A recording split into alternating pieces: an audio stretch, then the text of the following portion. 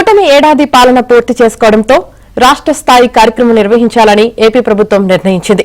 సీఎంగా చంద్రబాబు ప్రమాణ స్వీకారం చేసి ఈ నెల 12కి సరిగ్గా ఏడాది పూర్తి అయింది.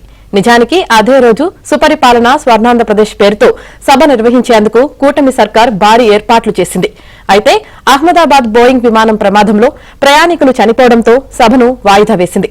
ఆ వెంటనే ప్రధాని మోదీ ఆంధ్రప్రదేశ్ పర్యటనలో యోగాంధ్ర కార్యక్రమం నిర్వహణ ఉండడంతో ఈ సభను ఈ నెల 23కి వాయిదా వేసింది.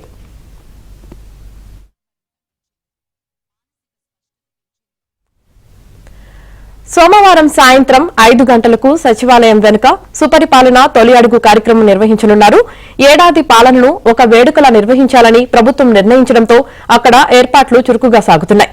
కూటమి సర్కార్ సుపరిపాలన తొలి అడుగు సభ ఏర్పాట్లపై మరింత సమాచారాన్ని మా ప్రతినిధి సత్య అందిస్తారు.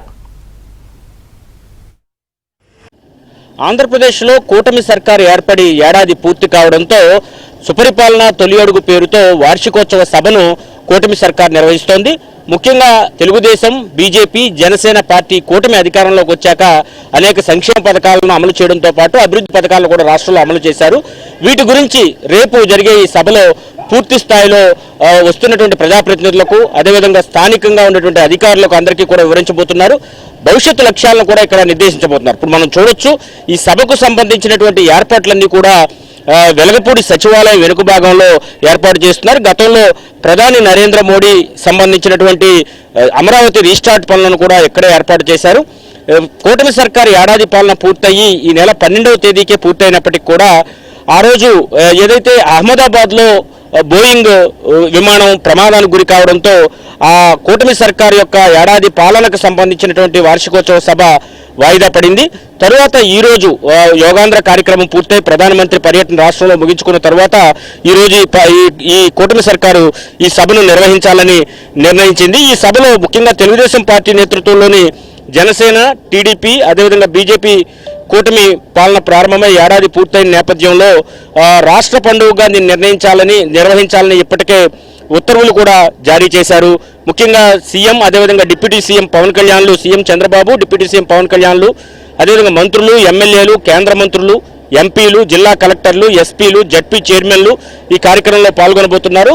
వీరితో పాటు కొంతమంది స్థానిక ప్రజాప్రతినిధులు కూడా ఈ కార్యక్రమంలో పాల్గొంటారు. సుమారు 2000 నుంచి 3000 మందికి ఈ కార్యక్రమానికి సంబంధించి ఆహ్వానం అందుతోంది. రేపు సాయంత్రం అంటే సోమవారం సాయంత్రం 5 గంటల నుంచి రాత్రి 8 గంటల వరకు కూడా ఈ సభ నిర్వహించే అవకాశం ఉన్నట్టుగా తెలుస్తోంది. ముఖ్యంగా కూటమి సర్కార్ అధికారంలోకి వచ్చాక రాకముందు ఇచ్చినటువంటి హామీ అయినటువంటి సూపర్ 6 పథకాల్లో పింఛను పెంపు, మెగా డిఎస్సి, దీపం 2 పథకం అమలు, అదేవిధంగా అన్నా క్యాంటీన్లు అమలు చేయడం, ఆగస్టు 15 నుంచి మహిళలకు ఉచిత బస్సు పథకం కూడా అమలు చేయాలని నిర్ణయించారు. వీటన్నిటికీ సంబంధించి కూడా కూటమి సర్కారు ఏ పథకాలను ఇప్పటి వరకు అమలు చేశారు, అవి ఏ విధంగా ముందుకు వెళ్తున్నాయి, అదేవిధంగా తల్లికి వందనం కూడా రీసెంట్గా ఎంతమంది పిల్లలు ఉంటే అంతమంది పిల్లలకు 15,000 చొప్పున ముఖ్యంగా అమలు చేసిన పరిస్థితి అయితే ఉంది. వీటన్నిటిపైన కూడా ప్రోగ్రెస్ రిపోర్ట్ అయితే మాత్రం ఆయా శాఖల నుంచి, అదేవిధంగా మంత్రుల నుంచి, ఎమ్మెల్యేలు, ప్రజాప్రతినిధుల నుంచి ముఖ్యమంత్రి తీసుకోవడంతో పాటు ఈ ఏడాది పాలనలో రాష్ట్రంలో గతంలో జరిగిన వైసీపీ పాలనకు ఇప్పుడు టీడీపీ నేతృత్వంలోని కూటమి పాలనలో వచ్చినటువంటి మార్పులు చేర్పులకు సంబంధించి ఈ ఏడాది పాలనలో ఏం జరిగిందనేది ఒకసారి ప్రజలకు వివరించడం, అదే సమయంలో రానున్న 4 ఏళ్లలో రాష్ట్రంలో పాలన ఏ విధంగా ఉండబోతోంది, ఏ విధంగా రాష్ట్రాన్ని 2047 లక్ష్యాలు ఏవైతే ఉన్నాయో స్వర్ణాంధ్రప్రదేశ్ లక్ష్యాలు ఆ దిశగా ఎలా ముందుకు తీసుకెళ్తారనే అంశం మీద, P4 అంశం మీద, పేదరికం నుంచి పేదవారిని బయటపడవేయడానికి ప్రభుత్వం తీసుకుంటున్న చర్యలు, ఇలా అనేక అంశాల మీద సుదీర్ఘంగా ఈ ఏడాది వార్షికోత్సవ సభ ఏదైతే ఉందో సుపరిపాలన తొలి అడుగు పేరుతో నిర్వహిస్తున్న ఈ సభలో ప్రధానంగా చర్చించబోతున్నారు. ముఖ్యమంత్రి, డిప్యూటీ సీఎం పవన్ కళ్యాణ్ కూడా, అదేవిధంగా మంత్రి నారా లోకేష్, ఇతర మంత్రులు కూడా తమ తమ శాఖల్లో ఈ ఏడాదిలో తీసుకొచ్చినటువంటి మార్పులు చేర్పుల విషయాలను కూడా వివరించబోతున్నారు. గత 5 ఏళ్ల అరాచక పాలన ఏ విధంగా సాగింది, తరువాత కూటమి నేతృత్వంలోని పాలన వచ్చాక రాష్ట్రంలో ఆదాయం ఏ విధంగా పెరిగింది, అదేవిధంగా రాబడి పెరగడమే కాకుండా మరోవైపు సంక్షేమ పథకాలను అమలు చేయడం, అభివృద్ధి కార్యక్రమాలను ముందుకు తీసుకువెళ్ళడం, మరోవైపు ఎవరికి అవసరం వచ్చినా ఆదుకునే విధంగా కూటమి సర్కార్ ముందుకు వెళ్తున్న విషయాన్ని కూడా రేపు జరిగే ఈ సమావేశంలో ప్రధానంగా చర్చించే అవకాశం ఉన్నట్టుగా తెలుస్తోంది. మొత్తం మీద ఓవరాల్గా తీసుకుంటే ఈ ఏడాది పాలన జరిగిన తీరు, రానున్న 4 ఏళ్లలో ఉన్న లక్ష్యాలను కూడా కూటమి వార్షికోత్సవ సభలో చర్చించబోతున్నారు. ఇది ఇక్కడ పరిస్థితి. కెమెరా పర్సన్ రాంప్రసాద్తో సత్య, ఏబిఎన్ ఆంధ్రజ్యోతి, అమరావతి.